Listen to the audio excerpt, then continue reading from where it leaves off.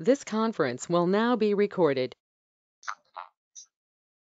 अद्य सोमवासरः अथवा इन्दुवासरः आषाढ श्रावण शुद्ध अष्टमी दिनांक 16 अगस्त 2021 चरक निदान सन अध्याय 8 अपस्मार चिकित्सा शंखं चक्रं जलौकां ददतमृतघटं चारुदोर्भिश्चतुर्भिः सूक्ष्मस्वच्छातिहृत्यां शुकपरिविलसन् मौलिमं भोजनेत्रं कालाम्भोदोज्ज्वलाङ्गं कटितटविलसच्चारुपीताम्बराढ्यं वन्दे धन्वन्तरिं तं निखिलगतवनप्रौढदावाग्निलीलम् प्रौढदावाग्निलीलम् ब्रह्मणो हि समारब्धा मात्रेयार्तेषु पूजिताम् अस्मदाचार्यपर्यन्तां वन्दे गुरुपरम्पराम् आयुर्वेदरतं वन्दे माधवाख्यं महागुरुम् आयुर्वेदामृतं सर्वं शिष्येभ्यो यः प्रदत्तवान् द्रष्टा ज्ञानी दृष्टकर्मा कृतकर्मा तथैव च अध्यापको विषक्श्रेष्ठो महान् संशोधकस्तथा गुणैरेतैः समुदितैः यत्कार्यं प्रतनोति सः समृद्ध्यर्थं हि कार्यस्य वयं नु प्रयतामहे सरस्वत्यै नमो यस्याः प्रसादात् पुण्यकर्मभिः बुद्धिदर्पणसङ्क्रान्तं जगदध्यक्षं वीक्षते आत्रेयं प्रथमं वन्दे आयुर्वेदजगद्गुरुम् आयुर्वेदामृतं सर्वं गृहीत्वा सुरेश्वरः अग्निवेशादिकेभ्यो यत् प्रयच्छति सप्तमः प्रथमं तन्त्रकर्तारम् अग्निवीक्षं नमाम्यहम्।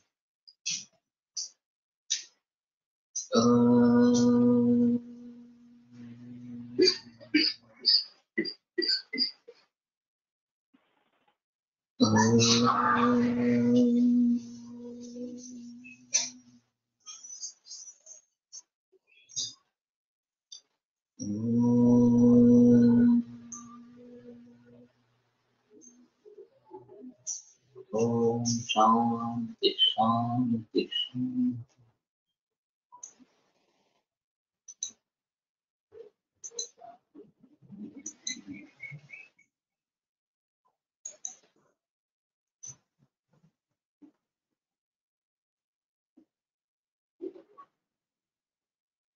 हितानि अपस्मारिभ्यस्तीक्ष्णानि संशोधनानि उपशमनानि च यथास्म। चलिए अपस्मार में तीक्ष्ण इस प्रकार के शोधन और उपशमन जो है योग्य इस प्रकार से जो जिस रुग्ण के लिए जिस प्रकार के लिए योग्य हो वो करे। मंत्रादि च आगंतु संयोग और आगंतु का अगर संयोग है तो मंत्रादि का प्रयोग वहां पे होना चाहिए इस प्रकार से। तो तीक्ष्ण शोधन ये आवश्यक इस प्रकार का रहेगा और जब तक शोधन नहीं करवाएंगे तब तक रिजल्ट्स मिलना काफी मुश्किल इस प्रकार का होता है। और दूसरी चीज जैसे एंटी एपिलेप्टिक मॉडल में देते हैं तो उनके जरिए सिम्टोमेटिक रिलीफ हो जाता है या मास्किंग ऑफ सिम्टम्स इस प्रकार का हो जाता है। वैसा आयुर्वेद में नहीं होता। औषधियां शुरू करने के बाद भी अपस्मार के वेग आ सकते हैं इस प्रकार की स्थिति। और फिर उनकी तीव्रता कम हो जाएगी, उनका कालावधि बढ़ता जाएगा, लेकिन फिर भी एकदम रुक गए हैं ऐसा नहीं होगा। और ये लोगों के लिए बड़ी सदमे की बात होती है क्योंकि एलोपैथी में जाते हैं तो तुरंत परिणाम दिखता है। कुछ ही मरीज ऐसे होते हैं जिनमें ये परिणाम नहीं दिखता। वेणुमाधव शास्त्री जोशी जी की एक केस थी जो पहले भी मैंने बताई है कि 2 वर्ष की लड़की थी और उसको अपस्मार के वेग आ रहे थे और जसलोक अस्पताल में थी और उनके एंटीलेप्टिक तरफ ड्रग का कोई इफेक्ट नहीं हो रहा था। तो ये इनके पास में आई तो उन्होंने परीक्षण किया और बताया कि अगर मैं जो बता रहा हूँ वो आप करने के लिए तैयार है तो ही ट्रीटमेंट करेंगे, तो ट्रीटमेंट नहीं करेंगे। तो पेरेंट्स ने बात मान ली और उन्होंने कहा कि तुम दोनों को पूरी तरीके से फुर्सत निकाल के इस बच्ची के साथ ही रहना है उसके आसपास ही रहना है, छोड़कर जाना ही नहीं है उसको, इस प्रकार से। और ये कम से कम 15 दिन करो, बाद में देखेंगे कैसे होगा, क्या होगा, इस प्रकार से। और फिर दवाइयां भी दे दी, लेकिन हाँ, जैसे करने लगे जैसे अपस्मार के वेग कम होते गए, और 15 दिन में लड़की बिल्कुल स्वस्थ हो गई। तो वेणुमाधव शास्त्री जी का कहना था कि इसमें बच्चा स्नेह की कमी थी, और जो माता और पिता से आना चाहिए था वो बच्चा स्नेह मिल नहीं रहा था, इसलिए ये बात हो रही थी। और जैसे वो उसकी आपूर्ति हो गई, तो फिर वो स्वस्थ हो गई, इस प्रकार से। तो ये एक अहम मुद्दा इस प्रकार का है कि मानसिक भावों का इस तरीके से परीक्षण नहीं किया जाता, या फिर उसके बारे में, चिकित्सा के बारे में सोचा नहीं जाता। तो उनके अहम रुग्णों में से ये एक रुग्णा है कि जो जसलोक से वापस आई थी, और फिर उसके माता पिता को आसपास रहने के लिए बताने पर वो स्वस्थ हो गई, इस प्रकार से। तो ये एक बात इसमें ध्यान में रखने योग्य इस प्रकार की है। तस्मिन् हि दक्षाध्वरध्वंसे देहिनां नानादिक्षु विद्रवताम् अभिद्रवण तरण धावन प्लवन लंघनाद्यैः देव इक्षोगणैः पुरा गुल्मोत्पत्तिः अभूत। तो दक्ष के यज्ञ का जो विध्वंस हुआ, तो सभी जो लोग थे वो विभिन्न दिशाओं में भागते रहे। अभिद्रवण तरण धावन प्लवन लंघन, तो ये काफी विशेषण लगाए है, काफी क्रियापद लगाए है कि अभिद्रवण हो रहा था, धावन प्लवन लंघन। प्लवन क्यों बताया गया है मालूम नहीं, क्योंकि पानी का वहां कुछ संबंध था क्या, इस प्रकार का। देह विक्षोभण ही बुरा गुल्मोत्पत्ति है, और देह इस प्रकार के देह विक्षोभन करने वाले कारणों के जरिए पहले गुल्मोत्पत्ति हुई। अविप्राशात अविश्प्राशात प्रमेह कुष्ठाना, वहां जो कुछ हवि अर्पण किया गया था प्रसाद के रूप में, यज्ञ अग्नि के रूप में, अग्नि को देने वाले के लिए, उसके प्राशन से प्रमेह और कुष्ठ के आरंभ हुआ। भय त्रास शोक ही उन्माद, भय त्रास और शोक, इससे उन्माद की उत्पत्ति। विविध भूत अशुचि संस्पर्शात अपस्मार, विविध भूत और अशुचि संस्पर्श होने के कारण अपस्मार का निर्माण हुआ। ज्वरस्तुकुल महेश्वर ललाट प्रभाव, और ज्वर जो है वो शंकर के तृतीय नेत्र जो ललाट पर उत्पन्न हुआ, उससे निर्माण हुआ। तत्संताप संतापात रक्तपित्तम, उसके संताप से रक्तपित्त निर्माण हुआ। अति व्यवयात पुनः नक्षत्र राजस्य राजेक्ष्म, और नक्षत्र राजा जो चंद्रमा, उसके अति व्यवहार के कारण राजा यक्ष्मा निर्माण।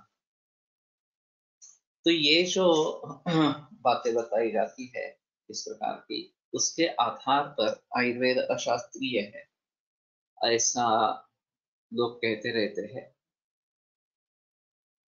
तो ये शास्त्रीय है अशास्त्रीय है, ये एक अलग मुद्दा इस प्रकार का रहेगा। इन पौराणिक कथों से, हम कथाओं से हमें क्या समझना चाहिए, ये एक अहम मुद्दा है।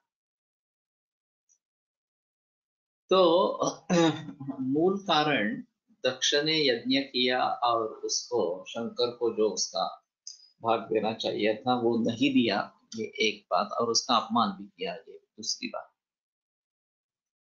और फिर शंकर जी ने सभी यज्ञ का विध्वंस कर दिया,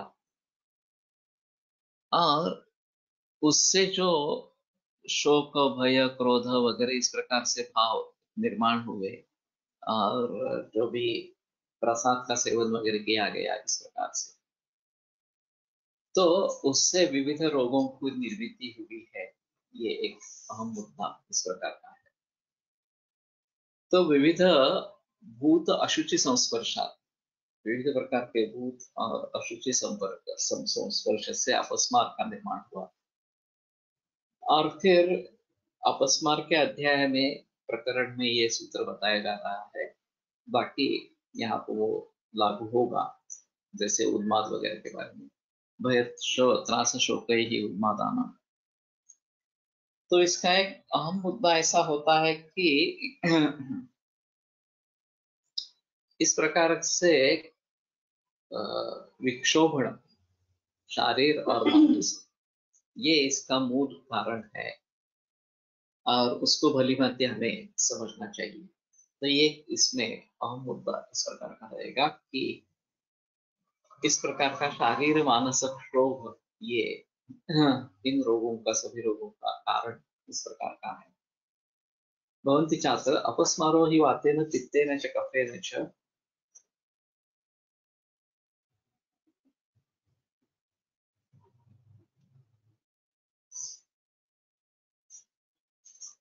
सुतथ संधिपातेन प्रत्याख्यस्तथा। और चौथा जो है वो संधिपात से है, वो प्रत्याख्येय है। तो प्रत्याख्येय का मतलब ये होता है कि उसमें चिकित्सा बताई जाती है और बोलकर चिकित्सा करनी है कि साध्य होगा नहीं होगा मालूम नहीं, या आपकी कैटेगरी में अगर भी रहेगा तो भी ठीक है इस प्रकार से। लेकिन अवस्था गंभीर है, दुरुस्त होने के चांसेस नहीं है, ये तो बताना जरूर आवश्यक होगा। साध्यांस्तु विशेष प्राज्ञाः साधयन्ति समाहिताः तीक्ष्णे संशोधनैश्चैव यथा संशोधने। जो साध्य है वो प्राज्ञा और समाहित वैद्य, उसी में ध्यान देने वाले और प्राज्ञ, इस प्रकार के तीक्ष्ण ही संशोधन, तीक्ष्ण संशोधन से यथास्वम शमन रहती, और अपने अपने शमन के हिसाब से भी उनको साध्य कर लेते हैं। यदा दोष निमित्तस्य भवन्ति आगन्तरन्वयः तदा साधारणं कर्म प्रवदन्ति। दोष निमित्त में अगर आगंतुक अन्वय हो जाता है तो साधारण कर्म करना चाहिए, ऐसा वैद्य बोलते हैं। तो साधारण दोष प्रत्यनीकम वमन आदि दैवादि प्रत्यनीकम च बलिमंगला। तो इन दोनों में जो कॉमन इस प्रकार का होगा, रोगों में आई हुई दैवोपाश्रय चिकित्सा और दैवोपाश्रय चिकित्सा का रोग नाशकत्व, रोग शमकत्व, ये दोनों भान में रखते हुए जो कॉमन होगा उसको वहां पे प्रयोग में लाए। तो अगर आगंतु अनुबंध है तो इसके बारे में जरूर सोचना चाहिए। और आधिदैव के चिकित्सा का ये प्रांत इस प्रकार का है। सर्वरोग विशेषज्ञ सर्वौषध विशारदः स्विषक सर्वामयान हन्ति न च मोहं निगच्छति। जो सभी रोग के बारे में विशेषज्ञ है, खास बात बताई गई है कि केवल जानकारी हो ऐसा नहीं है, उसके बारे में विशेष जानकारी इस प्रकार की है। और सर्व औषध विशारद, सभी प्रकार के औषधों के बारे में भी जो कुशल या निपुण इस प्रकार का है, वो वैद्य सर्वामयान हन्ति, वो सभी रोगों का नाश करता है। न च मोहन निरक्षित, और मोहित अवस्था उसकी नहीं होती कि ये करो वो करो वगैरह इस प्रकार से। तो कार्य अनभिज्ञत्व, ये मोह इस प्रकार का है, तो उसमें संदेह नहीं होता कि मैं कैसे मार्ग निकालूं इसमें से, इस प्रकार से। तो ये एक अहम मुद्दा है कि सर्वरोग विशेषज्ञ, सभी रोगों के बारे में विशेष जानकारी जिसको है, और उसी प्रकार से सभी औषधियों के बारे में सभी जानकारी जिसको। तो इसीलिए मैंने औषधियों के बारे में जानकारी लेने के लिए ये क्या केरल वाली जो किताब है सहस्त्र योग, इसका आरंभ किया। अभी रसरत्न समुच्चय पढ़ रहे हैं इस प्रकार से। तो औषधियों के बारे में भी जानकारी हो, और मूल रूप से रोगों के बारे में जानकारी होने के लिए चरक आदि ग्रंथ पढ़ते रहे, खास करके चरक पढ़ते रहे, ये एक अहम मुद्दा इस प्रकार का है। और सर्वांगीण दृष्टिकोण से अगर इनको पढ़ते रहेंगे तो भूल होने के चांसेस बहुत कम इस प्रकार के हो जाते हैं। तुम्हाला कायम अशी एक शंका आहे बरं का, की आता वेगवेगळ्या गोष्टी तुम्ही एक उदाहरण सांगितलं. पण अपस्माराच्या केसेस फक्त आपल्या ट्रीटमेंटनी टोटल क्युअर झालंय. त्यांना ते काही घ्यायची गरज नाही पडली असं परत सापडतं का? सापडत नाही, सापडत असं नाहीये, म्हणजे पण त्याला कधी क्युअर झाला असं म्हणायचं. मास्किंग ऑफ सिम्पटम्स असं ॲलोपॅथीत होतो, तो खऱ्या अर्थाने बरा होत नाही. 5 वर्ष त्या प्रकाराने करत राहिल्यानंतर पुढे दिसत नाहीत लक्षणं किंवा रोग आहे असं दिसत नाही प्रायः. लेकिन कुछ मरीजों में 5 बरसों के बाद भी फिर से अटैक आता है, तो फिर से 18 बरस तक दवाई लेनी पड़ती है, ऐसा है उनका। तो इसमें काफी स्टडी एलोपैथी में हुआ है उनके ड्रग्स के बारे में। और पुराने जमाने में गार्डिनल नाम की दवा प्रयोग में लाई जाती थी, और उस गार्डिनल का डोज एचवी सरदेसाई ने 25 गोलियां पर डे इतना बढ़ाया था, फिर भी अपस्मार के वेग शांत नहीं हुए। तो ये भी इस प्रकार के मरीज हैं। तो हम ऐसा नहीं कह सकेंगे कि निश्चित रूप से ये कर दिया और ये हो गया, लेकिन संधिपातक जो छोड़कर या आगंतुकान्वय अनुबंध छोड़कर बाकी सब तो साध्य है। तो हमारे हिसाब में साध्य होना जरूरी है वास्तव में, और इस प्रकार से मास्किंग ऑफ सिम्टम्स न होते हुए साध्य होना चाहिए। जैसे उन्माद के बारे में मैंने कहा कि केवल हिंसार्थी जो है वो छोड़कर बाकी सभी उन्माद साध्य है हमारे हिसाब में, लेकिन हमारे पास मरीज ही नहीं आते हैं। शुरू में होता है तो एलोपैथी में चले जाते हैं और वहां 5, 7, 8, 10 बरस निकालने के बाद आयुर्वेद में आते हैं, तो ये काफी मुश्किल अवस्था हो जाती है। तो अगर हम प्रथम पसंदी का वैद्यक बन जाएंगे तो शायद लोगों को इसमें तसल्ली होगी। अपस्मार हे निदान आपल्या ह्याच्यामध्ये वेगवेगळं जेव्हा येतं तेव्हा त्यांनी पुन्हा किंवा होतं अजीर्णाने असेल कुठल्याही नाही, तर त्याच्यात सुद्धा असं सापडतं का की जेव्हा हे निदान तुम्ही केलं त्याला औषध द्यायची आणि त्याच्यानंतर अपस्मार गेला जाऊ शकतो। ऐसी बात नहीं है कि अपस्मार जाएगा नहीं इस प्रकार। सभी मरीजों में जाएगा नहीं जाएगा ये गलत बात है, और अपस्मार का वेग आ गया ये मतलब नहीं है कि ये ठीक नहीं हो रहा है।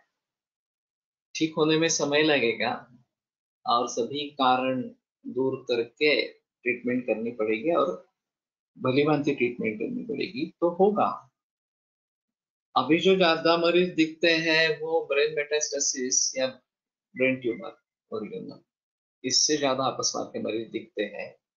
रेगुलर अपस्मार के मरीज ज्यादा दिखाई नहीं देते। अभी मेरे पास चंद ही मरीज हुए हैं केवल अपस्मार के लिए आए हुए, बाकी अभी जो है वो ब्रेन मेटास्टेसिस या ब्रेन ट्यूमर के जरिए अपस्मार ये होता है, और लेविप्रिल जैसी दवा चालू रहती है। लेकिन जब तक दवा चालू है तब तक मास्किंग हो जाता है सिम्टम का और वेग नहीं आता। तो ये समझ लेना जरूरी है कि ये मूल रूप में ट्रीटमेंट नहीं है, मूल रूप में हमारी ट्रीटमेंट काम करेगी। तो शुरू में हम बताते हैं वो चालू रखो, हमारी ट्रीटमेंट भी चालू रखो, पंचकर्म करवाओ, और फिर धीरे धीरे उसको कम करेंगे, बंद करेंगे। कम से कम उसके जो साइड इफेक्ट है डलनेस वगैरह वो तो हम दूर कर सकते हैं। अगर मरीज वो दवा लेना चाहता है एलोपैथी की दवा, तो वो साथ में रखते हुए हमारी ट्रीटमेंट अगर देते हैं तो सिम्टोमेटिक रिलीफ होता है, और उसके जो साइड इफेक्ट्स है वो नहीं होते हैं, और मूल रूप से हमारे औषधि मन से अपस्मार की चिकित्सा होती इस प्रकार के लिए। इत्येतदखिलेनोक्तं निदानस्थानम् उत्तमम्। तो इस प्रकार से ये पूरा निदान स्थान बताया गया, उत्तम इस प्रकार का निदान स्थान बताया गया। निदानार्थ करो रोगो रोगस्याप्युपलभ्यते तदेथा ज्वर संतापात् रक्तपित्तम् उदीर्य। रोग भी निदानार्थ करने वाला है, यानी कि निदान का जो मतलब रोग का निर्माण करना वो करने वाला है। तो रोगस्यापि उपलभ्यते, तो रोगस्य रोगः अपि निदानार्थकः उपलभ्यते। यान्वये एक रोग का दूसरा रोग ये निदानार्थकर या उसको निर्माण करने वाला इस प्रकार का होता है। तदेथा ज्वर संतापात् रक्तपित्तम् उदीर्य। जैसे कि ज्वर के संताप से निर्माण होता है, रक्तपित्त ज्वर, उल्टा भी होता है, रक्तपित्त से भी ज्वर निर्माण होता है। ताभ्याम शोषश्चापि उपजायते, और उन दोनों के जरिए शोष भी निर्माण होता है। अभी ये बात ध्यान में रखने जरूरी है कि अभी कोविड-19 का मुख्य सिम्टम ज्वर, उसके बाद में रक्तपित्त, शोणितस्थीवन इस प्रकार का, और ये दोनों के जरिए यक्षोष या राजय, तो ये कुछ लोगों में दिख रहा है, ऐसी परिस्थिति है। और फिर उसकी चिकित्सा भलीभांति होनी चाहिए इस प्रकार से। लिहाभिवृद्ध्या जठरम, जठरा क्षोथे, लिहा की अभिवृद्धि होने से जठर या उदर रोग निर्माण होता है, जठरा क्षोथे, और उदर रोग के कारण क्षोथ निर्माण होता है। वास्तव में ऐसा भी है कि जो उदर का एक लक्षण शून्यपाद करानना, ये शोथ है, और उसके उपद्रव के रूप में भी, या उपद्रव स्वरूप रोग के रूप में भी शोथ होता है, ये एक अहम मुद्दा रहेगा।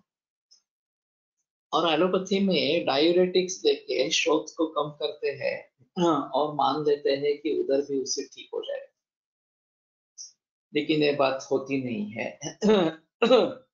एलोपैथी में इसका अच्छा इलाज उधर का नहीं होता है।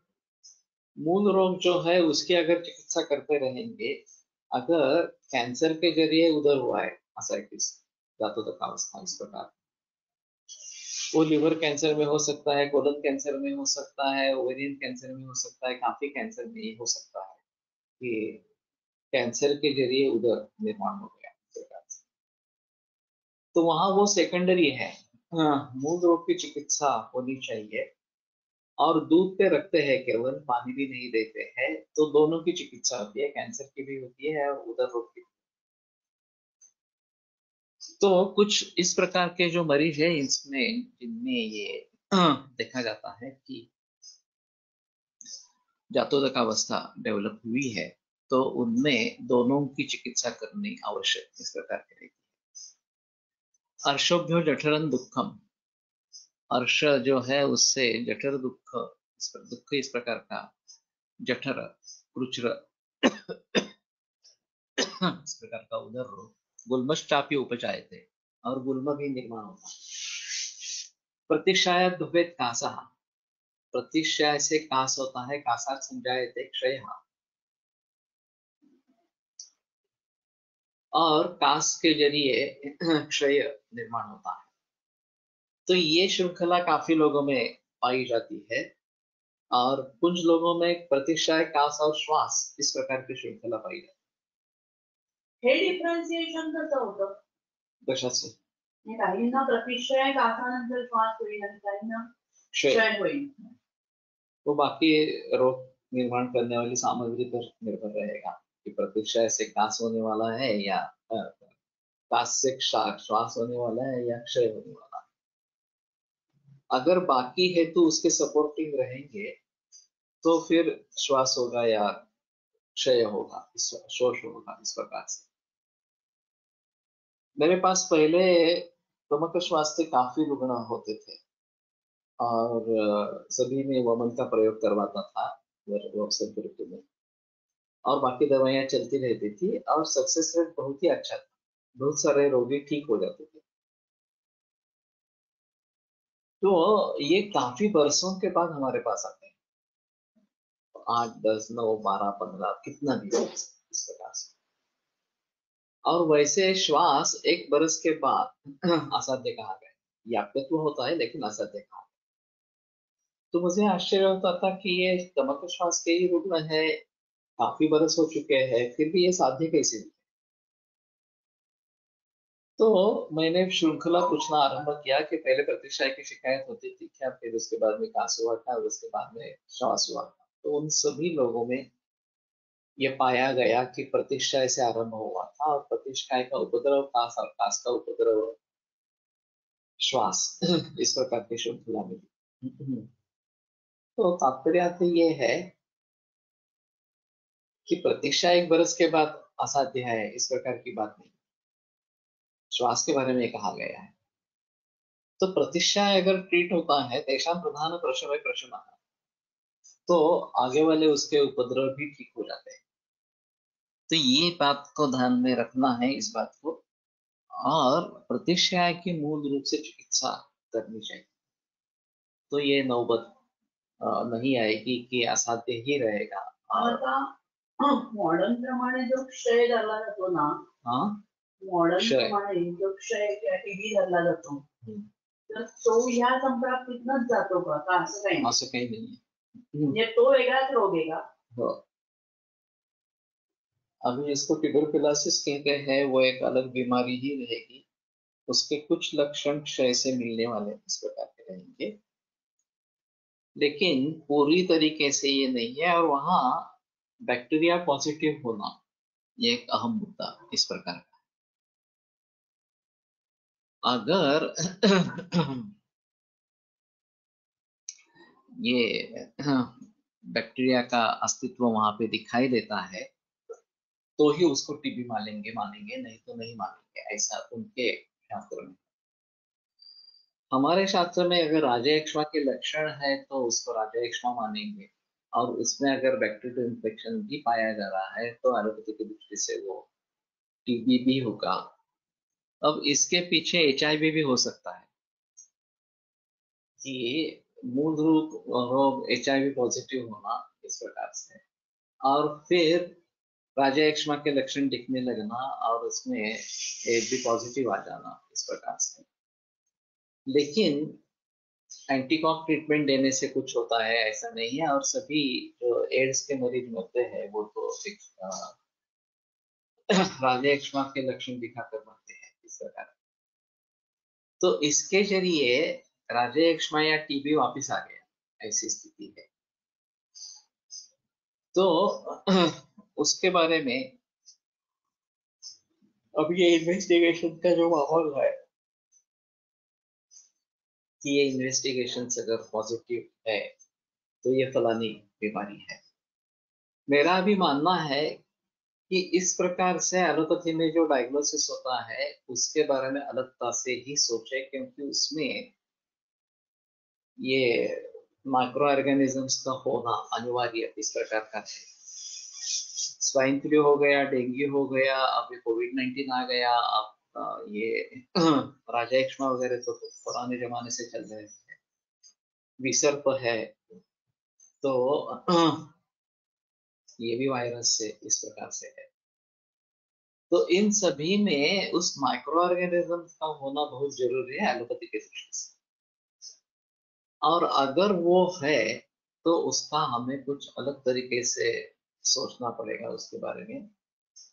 केवल इस प्रकार की प्रकारानुरूप चिकित्सा देकर उसमें सफलता मिलेगी ही ऐसा नहीं बता सकते। काफी बरस पहले अन्ना करमरकर जी से इसके बारे में बात हुई थी, और उनका ये कहना था कि जहाँ स्पेसिफिक इन्फेक्शन पाया जाता है वो ज्यादा दिक्कत वाले होते हैं। और उस जमाने में एंटीबायोटिक्स नई नई आ रही थी, तो उससे तुरंत रिलीफ हो जाता था, और हमारे दवाइयाँ उस तरीके से काम नहीं करती थी। ये एक अहम मुद्दा उसमें रहा। अभी कोविड-19 में भी एंटीवायरल ड्रग्स परखी गई है, जैसे कांजूसवीर जो शालीपर्णी का है, धन इस प्रकार का, या दूसरा एक कॉम्बिनेशन नींबू गुड़ची वगैरह ऐसा कुछ है जिसको एंटीवायरल एक्टिविटी पाई गई कोविड-19 के खिलाफ, और फिर वो प्रचलन में आया। अब गांजूवीर वाले का कहना है कि इसको सभी वायरल इन्फेक्शन में आप प्रयोग कर सकते हैं, चाहे विसर्प हो या अन्य कोई इस प्रकार का वायरस हो, हेपेटाइटिस बी का वायरस हो वगैरह वगैरह, तो उन सभी में ये गांजूवीर काम करता है। वास्तव में गांजू ये जो शालीपर्णी है वो त्रिदोषज्ञ है, रसायन, उस हिसाब से उसको जरूर प्रयोग में ला सकते हैं। और कैंसर जैसे बीमारी में इम्यूनिटी बढ़ाने के लिए, ये अभी बोल रहे हैं कि इम्यूनिटी बढ़ाने का काम इससे अच्छा हो रहा है इस प्रकार से। तो केमोथेरेपी के साइड इफेक्ट्स कम करने के लिए भी और ये जो रोग में चिकित्सा के रूप में भी कैंसर रोग में शालीपर्णी काम करती है। तो अभी मैंने जो कॉम्बिनेशन बनाया है कैंसर के बारे में फॉर्मूला इस प्रकार का, उसमें शालीपर्णी भी डाली गई है। There is a patient of tubercular meningitis, but her AB is negative, but she has neck rigidity and lost vision.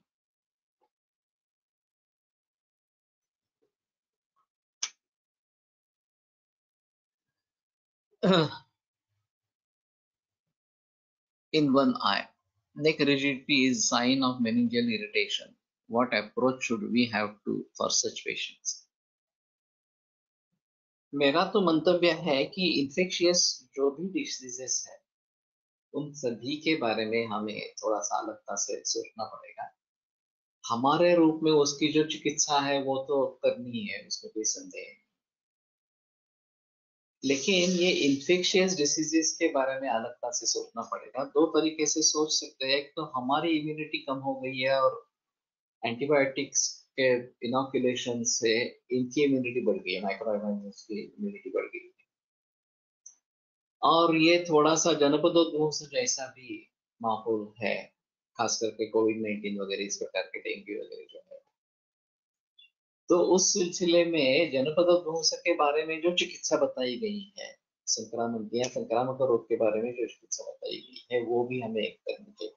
नाही, याचा संबंध आपण जर कुष्ठाशी लावला समजा, कुष्ठात पण असंच होतं ना, म्हणजे इन्फेक्शन तिथे असतं, तिथं काय करू येतो काही असो, तसं आपल्याला इथे काही करता येतं म्हणजे रक्तनिरीक्ष मानून काही वेगळं करता येईल का?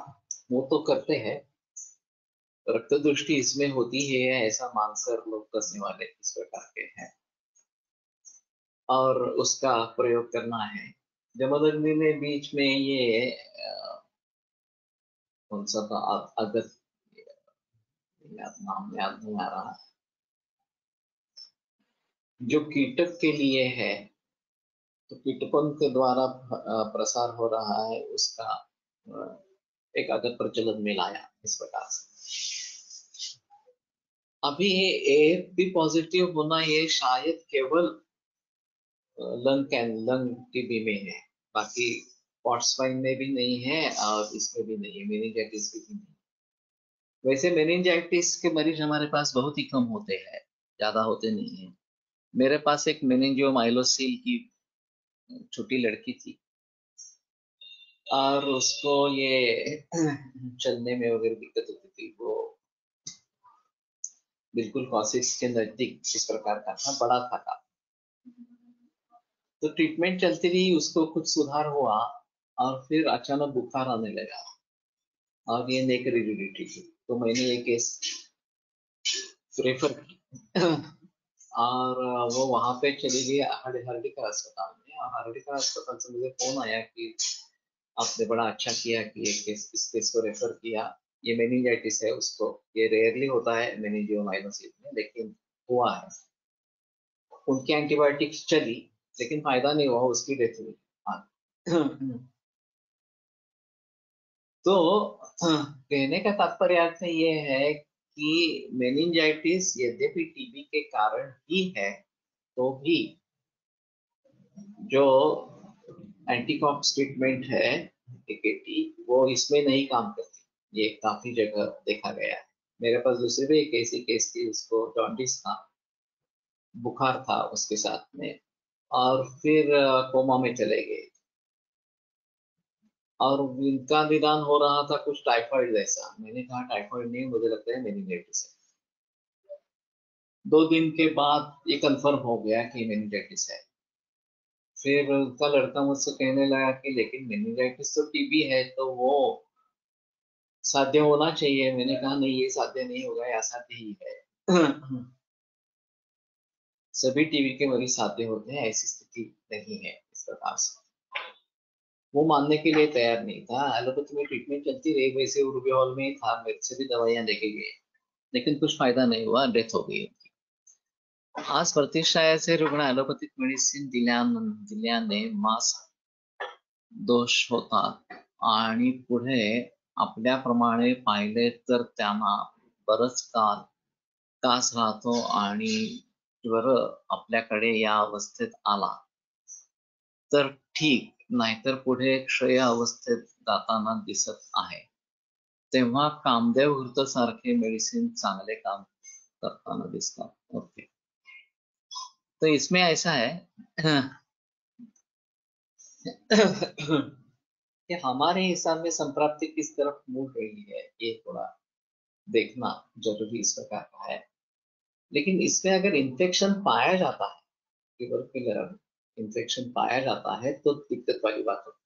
इन्फेक्शन नहीं है हमारे हिसाब में राजस्व में चला जा रहा है तो ये हो सकता है. मज्जागत किंवा धातुगत ज्वर म्हणू शकतो.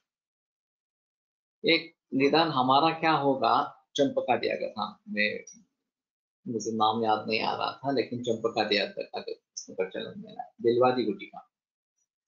राजयक्ष्मा, क्षय आणि शोष यात काय फरक आहे? वाग्भट मैंने तुमको एक दूसरे के पर्याय बताया है. राजयक्ष्मा में ये जो नक्षत्राणाम राजा या चंद्र उसको हुआ था, उस प्रकार से 3, 6 और एकादशी रूप राजयक्ष्मा इस प्रकार के है, वो इलेबोरेट जाता है. क्षय में केवल धातु क्षय को भी क्षय इस प्रकार से बता सकते हैं और उसके लिए वजन कम होना, लेकिन राजयक्ष्मा के बाकी लक्षण कास वगैरह जो है वो होंगे ही ऐसा नहीं बता सकते. ये इसमें भेद है. और रसादि शोषणात् शोषो, रसादि के शोषण के जरिए उसको शोष इस प्रकार के कहते हैं. और जब वही लक्षण प्रधान है तो शोष इस प्रकार से कहेंगे. तो अंतर थोड़ा है. हम सभी की चिकित्साएं सभी में चल सकती है ऐसा है, लेकिन जिस जिन कारणों से निर्माण हुआ है उसको देखकर चिकित्सा करनी चाहिए. जैसे मैं हितरुचि विजय महाराज के बारे में मेरा निदान शोष इस प्रकार का था. अध्वशोष एक वहां पे बताया गया है और लंघन अपतर्पण. तो उन्होंने ये व्रत किया था, एक ही दफा खाना और रूखा खाना इस प्रकार से, और फिर उसमें 20-22 किलोमीटर का विहार और फिर प्रवचन 1-1.5 घंटे का. तो ये सभी शोष के इस प्रकार के हेतु हो गए और फिर वजन 62 किलो से 32 किलो तक आ गया. तो इसलिए मैंने उनमें ये चाग दुग्ध, बकरी का दूध शुरू किया. तो आजम शोष ज्वर श्वास रक्त पित्ता सारे थे, तो उससे वजन बढ़ा. तो इन तीनों में थोड़ा थोड़ा अंतर है और वो देखकर करना चाहिए. ट्यूबरक्युलर मेनिंजायटिस मध्ये AB निगेटिव्ह परंतु मॉन्टॉक्स टेस्ट पॉझिटिव्ह येते का, मुझे पता नहीं है. ट्यूबरक्युलिन टेस्ट भी होती है, मॉन्टॉक्स भी होती है और ए भी होती है. ए भी ज्यादातर पाई नहीं जाती. 3 सैंपल्स लेते हैं और फिर देखते हैं उसकी. यक्ष्मा से 4 कारणापैकी एक क्षय आल्या. ये है. साहसंवेग सौरभः शुक्रोज स्नेह संशय अन्नपान विदित्यागस्त से है जो आमोट में बताया गया है, तो उसमें ये क्षय है. और बागेवाड़ीकर का शायद ये कहना था कि सीतोपलादि चूर्ण का प्रयोग बहुत सारे मरीजों में करते थे. उन्हें ऊपर ऊपर का कारण बताया कि आपूर्ति के लिए सीतोपलादि डालते हैं, लेकिन ये सही नहीं है. मैं भी प्रयोग करता हूँ, पॉलिटिकल सर भी प्रयोग करते थे. तो राजयक्ष्मा की दवा है. धातु क्षय जहां जहां भी हो वहां सीतोपलादि चूर्ण काम करता. तो वैसे काश्वास प्रतिष्ठा में प्रयोग करने की पद्धति है, लेकिन सिर्फ वही ये प्रयोग में आएगा ऐसा नहीं है. जहां जहां धातु क्षयात्मक संप्राप्ति होती वहां सीतोपलादि चूर्ण काम करेगा. Presentation of cough patients is like long standing cough with or without sputum, mild fever, loss of appetite, loss of weight sometimes. with pleurisy. Such presentation may also be seen in lung cancer. Both diseases have, uh, are differentiated by pleural tapping with pleural fluid examination. Many times, blood stained pleural fluid is considered to be due to lung cancer. अभी इसमें ऐसा है कि एक समान दिखने वाले अनेक रोग हो सकते हैं, लक्षण काफी एक समान खाली होता एक समान होते हैं, फिर भी उसको डिफरेंशिएशन कैसे करेंगे उसके बारे में। तो एलोपैथी में कुछ पैरामीटर्स डेवलप हुए हैं, जैसे ये एक्सरे टेक्नोलॉजी है, HRCT है, या फिर बायोप्सी एफएनसी वगैरह है। तो इनके जरिए ये बात हो सकती है कि एलोपैथी में निदान बदल जाता है, निदान बदल गया तो उसके अनुसार चिकित्सा भी बदल जाती है। कभी कभी एक की चिकित्सा दूसरे में लागू हो सकती है, ये हमारे शास्त्र में भी है, लेकिन सभी में ये इस प्रकार से लागू होगी ऐसा नहीं बता सकते। तो जैसे एलोपैथी में डिफरेंशियल डायग्नोसिस है, उसी प्रकार से हमारे ग्रंथों में भी डिफरेंशियल डायग्नोसिस वास्तव में है। और डायग्नोस्टिक सॉफ्टवेयर जो हमने बनाया स्कंद कोश के आधार पर, अभी यह प्रातिपदिक कोश के आधार पर बन रहा है। तो इन सभी के बारे में भी जरूर सोचना इस प्रकार के है कि हमारे लिए डिफरेंशियल डायग्नोसिस क्या होगा, और उसमें एलोपैथी का निदान साथ में जोड़ना लेना जरूरी इस प्रकार का रहेगा, क्योंकि माइक्रो ऑर्गेनिजम्स की शक्ति बढ़ती गई है और हमारी शक्ति कम होती गई है, ये अहम मुद्दा इसमें है। तो उसके बारे में सोचना जरूर इस प्रकार का रहेगा। एंडोमेट्रियल ट्यूबरकुलोसिस के बारे में सोचना ही है, क्योंकि वैसे टीबी के लक्षण उसमें कुछ भी नहीं होते, ये सिर्फ बोलते हैं कि वहां पे इंफेक्शन पाया जाता है इसलिए, लेकिन मेन जो सिम्टम है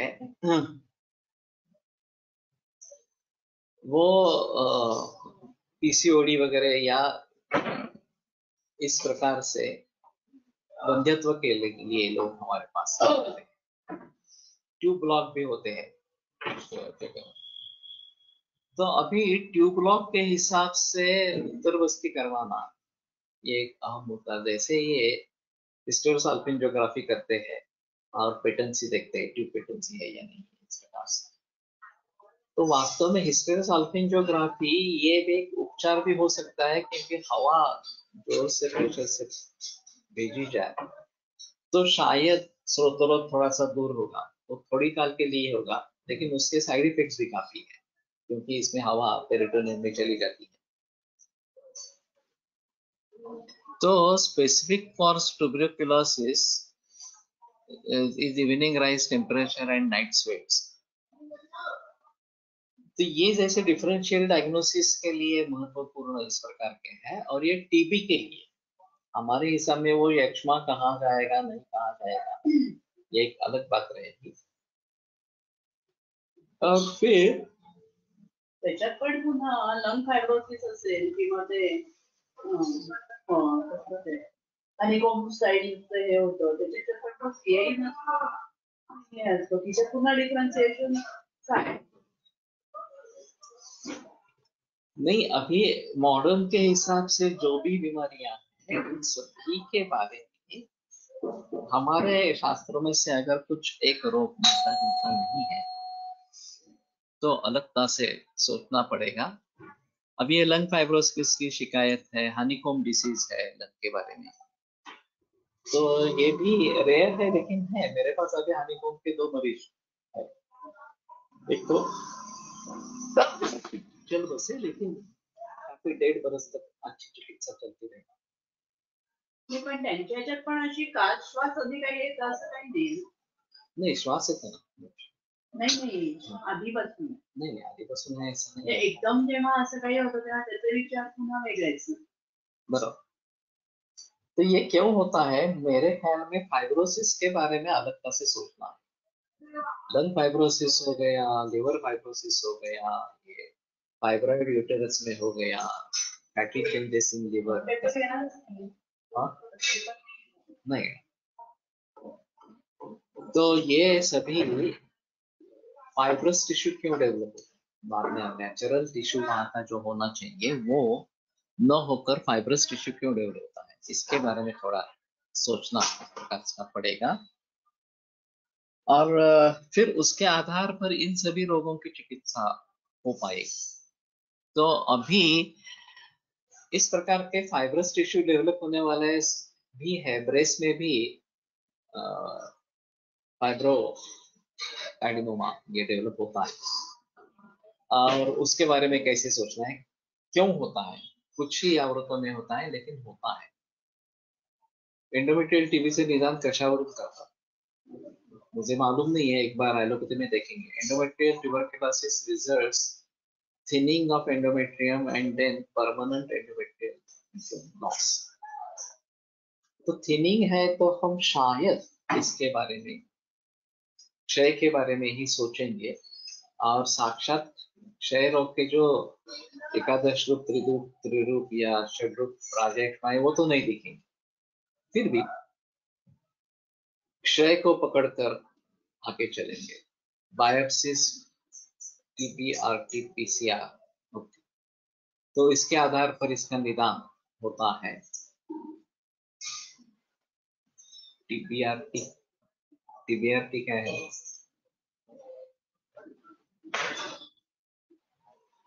PCR.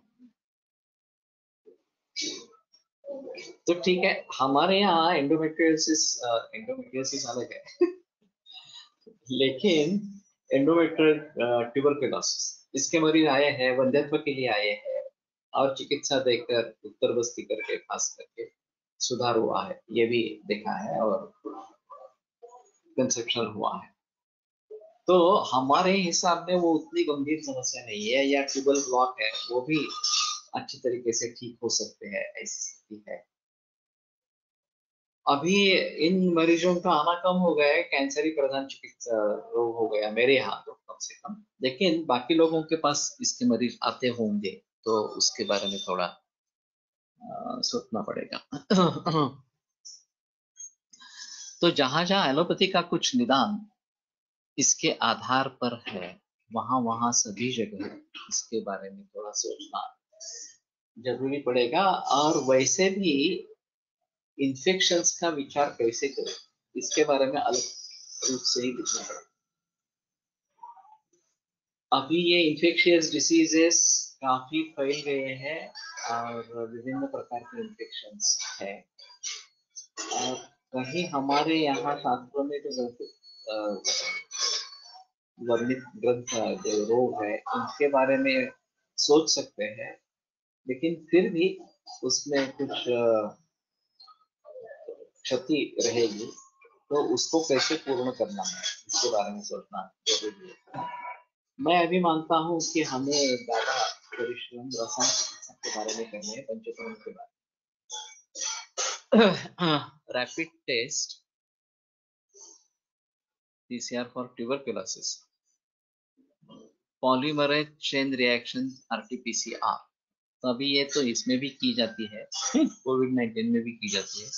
Does hepatitis B disappear? होता है। हेपेटाइटिस बी के तो मेरे पास काफी मरीज है, सी के भी होते हैं नेगेटिव, बी के भी नेगेटिव होते हैं, लेकिन समय नहीं बता सकते, 2-4 महीने लगेंगे, बरस लगेंगे, बता नहीं सकते, लेकिन होता है नेगेटिव। जो मरीज इस प्रकार से टिके हुए हैं, दवाइयां लेते रहते हैं, धीरे धीरे ये नेगेटिव हो सकता है। तो इन सभी के बारे में अलग से सोचना जरूरी है सरकार। आज एक दूसरी खुशी की बात है कि दातार शास्त्री के नाम पे जो पंचभौतिक चिकित्सा पुरस्कार, या दातार शास्त्री के नाम से जो चिकित्सा पुरस्कार दिया जाता है, 2 बरस पहले मुझे डिक्लेयर हुआ था लेकिन वहां बाढ़ होने के कारण उसमें भी नहीं हो सका। पिछले बरस में भी यही माहौल रहा, बाढ़ का माहौल रहा, और पिछले बरस में नहीं हो सका, और फिर ये कोविड-19 का भी था। अब इस बरस में भी ये कोविड-19 का सिलसिला चल रहा है। बाढ़ अभी ज्यादा नहीं है इस बरस में, लेकिन थोड़ी बाढ़ वहां पे भी हो गई। तो 3 लोगों के पुरस्कार रह गए थे। एक पीएच कुलकर्णी और एक भाभी साथी। तो उन्होंने निर्णय किया कि घर पे जाकर पुरस्कार दे देंगे।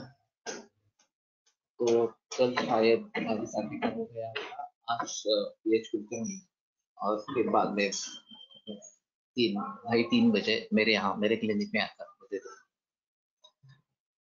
तो मेरा ये सौभाग्य है कि दातार गुरुजी के नाम से ये पुरस्कार मिल रहा है। वैसे दातार गुरुजी का मेरा ज्यादा संबंध नहीं रहा, एक शिष्य के नाते इस प्रकार से, लेकिन कोलटकर सर उनके अनुयायी अच्छे इस प्रकार के, और उनसे मैंने थोड़ा बहुत सीख लिया ये यकृत क्रिया परीक्षण, और जो उसको जो वृक्क कहते थे उसका परीक्षण वगैरह, और उसके आधार पर इस प्रकार की कुछ दवाइयाँ और वरंग उपचार गिरीश वगैरह वगैरह इस प्रकार से। लेकिन एक ऋषितुल्य व्यक्तित्व दातार गुरु जी का था, और मैं कई बार उनको मिल चुका हूँ। तो मेरे लिए ये बहुत अच्छा सौभाग्य का दिन है, और 2 बरस के बाद सही, लेकिन आज ये पुरस्कार संपन्न होगा। तो दोपहर में ये आज संपन्न हो जाएगा।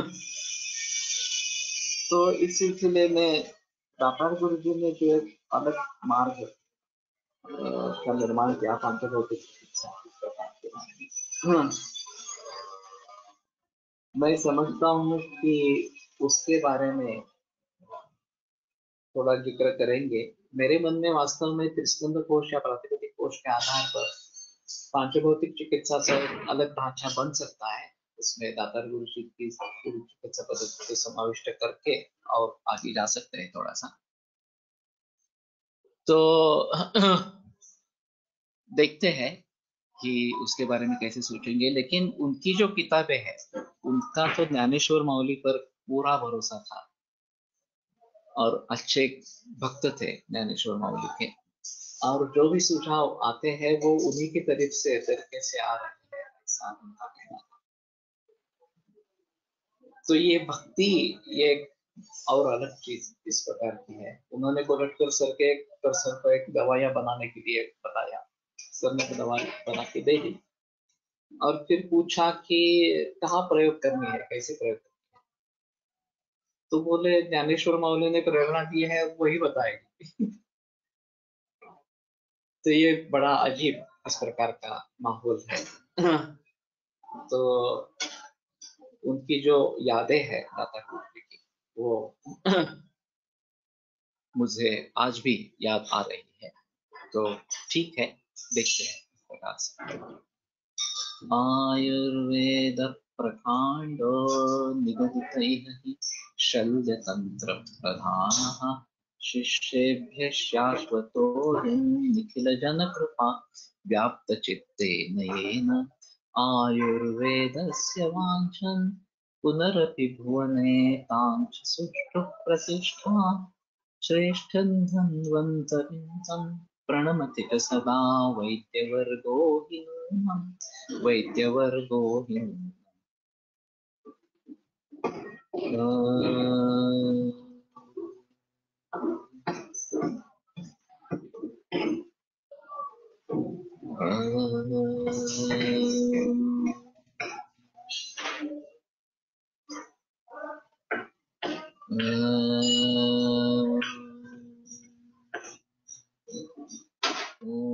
शांति शांति शांति।